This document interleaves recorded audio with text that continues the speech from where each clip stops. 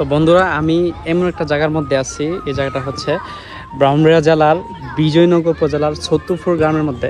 আর এই যে ভবনটা দেখতেছেন, এই ভবনটা হচ্ছে ছত্তুরপুর উচ্চ বিদ্যালয়। তো এটা নতুন হয়েছে, পাশে নতুন হয়েছে। এটা স্থাপিত হয়েছে 1978 সালে, এটা স্থাপিত হয়েছে। আর এই পাশে দেখেন, এটা হচ্ছে মাঠ।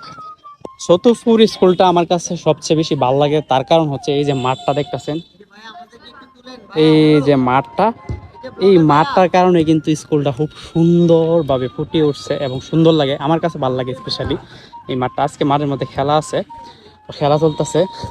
ওদিকে রনি আছে, তো রনি বলতেছে রনিরে উড়াইতাম, তো রনির একটু উঠাই দিলাম। ঠিক আছে, তো যাই হোক। আর এই যে ভবনটা দেখতেছেন, এটা হচ্ছে পুরাতন ভবন। পুরাতন ভবন আর কি, ছত্তুরপুর স্কুল হাই স্কুলের পুরাতন ভবন। আর পাশে কিন্তু একটা দেখেন নারিকেল গাছ আছে। এটা দেখেন মাঠের অবশিষ্টটা।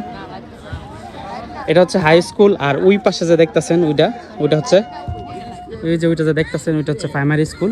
আর ওই পাশে দেখেন ওই পাশে তো প্রাইমারি স্কুল।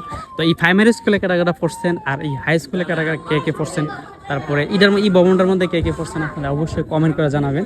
আমি দেখতে চাই আপনারা চতুর্পুরের মধ্যে কারা এই স্কুলের মধ্যে পড়ছেন, কারা এই নতুন ভবনের মধ্যে পড়ছেন, আর কারা এই পুরাতন ভবনের মধ্যে পড়ছেন। তো সবাই একটু কমেন্ট করে জানান। আর স্পেশালি এই মাঠটা এবং স্কুলটা আমার কাছে সবই ভালো লাগে। কারণ ভালো লাগার একটা কারণ আছে, ভালো লাগার একটা সৌন্দর্য আছে। আর এই যে দেখেন, এটার যে ভালো লাগার মেইন রহস্যটা আপনাদেরকে দেখাই। এই যে দেখেন, এটা হচ্ছে মাঠটা কিন্তু অনেক বড়। ওই যে পাশে একটা গোলপোস্ট আছে, আর এই পাশে আছে একটা গোলপোস্ট। তো এখানে কিন্তু আপনারা যারা দেখতেছেন, এই মাঠটা কিন্তু আগে ওই যে বাউন্ডারিগুলো দেখেন, এই বাউন্ডারিগুলো ছিল না। হ্যাঁ, এটা নতুন দিচ্ছে, বাউন্ডারিটা নতুন দিচ্ছে, এই গেটটা নতুন দিচ্ছে, এই গেটটা নতুন দিচ্ছে। আর এই পাশে আজকে খেলা আছে, তো মাঠের মধ্যে আমি ভিডিও করতেছি।